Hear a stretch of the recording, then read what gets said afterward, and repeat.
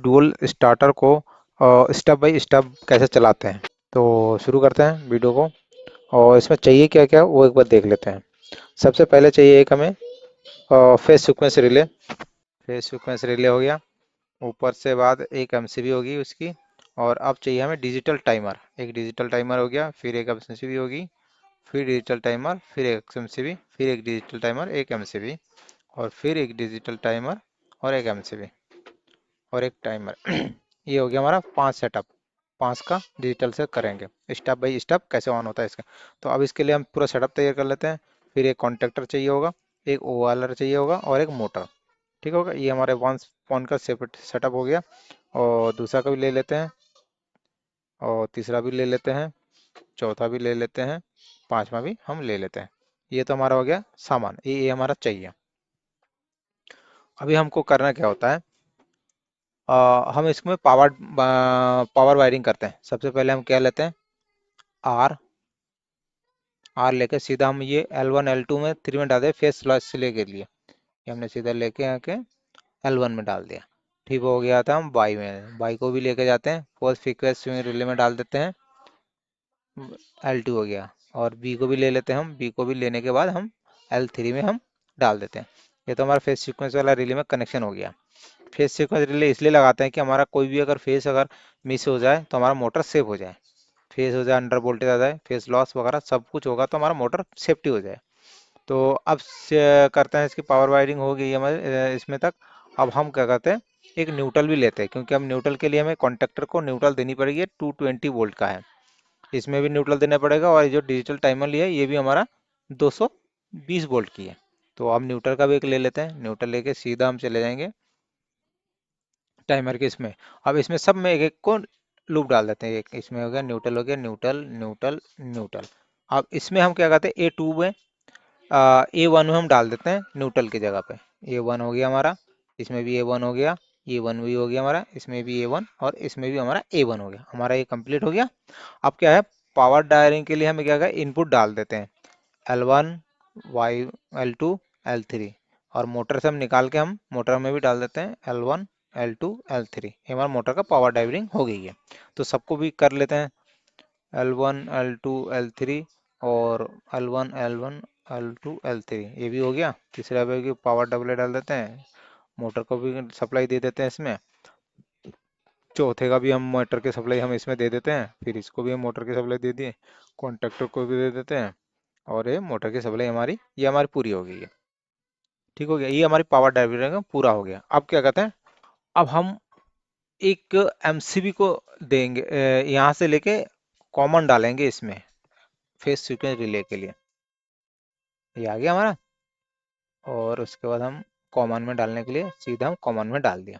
अब कॉमन से जो वायर हमारा निकलेगी वो जाएगा एमसीबी के इनपुट में सारे। तो ये कॉमन से एनओ से निकालते हैं एक, और सीधा हम एमसीबी के सारे एनसी पॉइंट में हमने डाल दिया ये।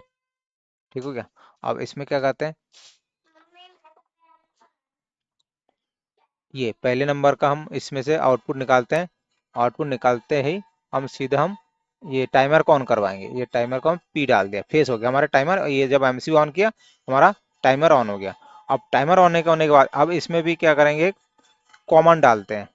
तो पहले सबको हम टाइमर की वायरिंग कर लेते हैं, फिर यहाँ से एमसीबी से उठाते हैं, फिर फेज डाल देते हैं, फिर फेज डाल दिया, फिर तीसरे चौथे में भी फेज डाल दिया, पांचवा में हमने फेज डाल दिया। अब क्या करना है, सबके लिए कॉमन डाल देते हैं। तो हमने क्या करा, ये आर से लेके इसमें बीच में कॉमन डाल दिया, इसका भी बीच में कॉमन डाल दिया, ये तीसरे भी कॉमन डाल दिया, चौथे में हमने कॉमन डाल दिया, पांचवें में भी हमने कॉमन डाल दिया। अब कॉमन नहीं डालने के बाद हम क्या करेंगे, इसकी जो एनओ से हम निकालेंगे, जो ये जब हम जो टाइमिंग सेट करेंगे तब जाके ये हमारा सप्लाई देगा। तो इस एनओ को हम निकाल के हम सीधा कॉन्ट्रैक्टर के और ये ओएलआर में देंगे 95 में। यहाँ से निकाल के सीधा हम 95 में डाल दें। अब 95 से हम डालने के बाद 96 से उठा के A2 में डाल देंगे, यहाँ से डाल के A2 में हम डाल दिए। ये हमारा सेटअप तैयार हो गया। तो सेम प्रोसेस इसमें भी कर लेते हैं। कॉमन से यानो से उठाते हैं, 95 में डाल देते हैं, और 96 से उठा के A2 में डाल देते हैं। तीसरा का भी सेम प्रोसेस वही कर लेते हैं, 95 96 से लेकर A2 में डाल दिया।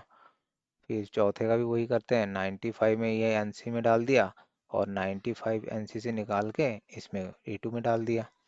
पांचवें भी का भी वही सेम प्रोसेस है और ये हमारा कंट्रोलिंग वायरिंग हमारा कंप्लीट हो गया।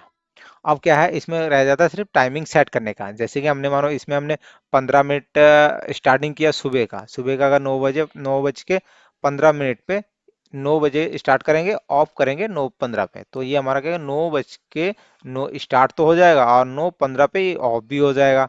फिर 9:16 पे ये ऑन करवाएंगे और 15 मिनट का गैप देके ये चालू करेंगे। फिर ऐसे करते करते सब में टाइम सेट कर देंगे, तो ये क्या स्टेप बाई चलता रहेगा, स्टेप बाई बंद होती रहेगा। तो एक बार हम चलाकर भी देख लेते हैं। सबसे पहले हम पहले नंबर को चलाते हैं। ये हमारा ऑन हो गया, ये टाइमर ऑन दिया दिए ने, मोटर भी ऑन हो गया। अब इसका साइकिल पूरा होने के बाद दूसरा ऑन हो जाएगा। दूसरा ऑन हो गया, ये पहला नंबर बंद हो गया।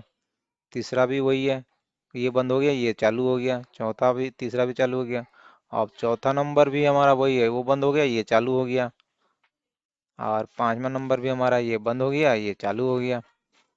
तो ये हो गया हमारा कंट्रोलिंग वायरिंग। आई होप हमारी वीडियो सच अच्छी लगी होगी। तो नए हो तो चैनल को सब्सक्राइब करिए और हमारे वीडियो को लाइक शेयर जरूर कर दीजिए। और धन्यवाद। ये हमारा टाइमर, ये भी ऑफ हो जाएगा, ये भी बंद हो गया। Thank you, have a nice day.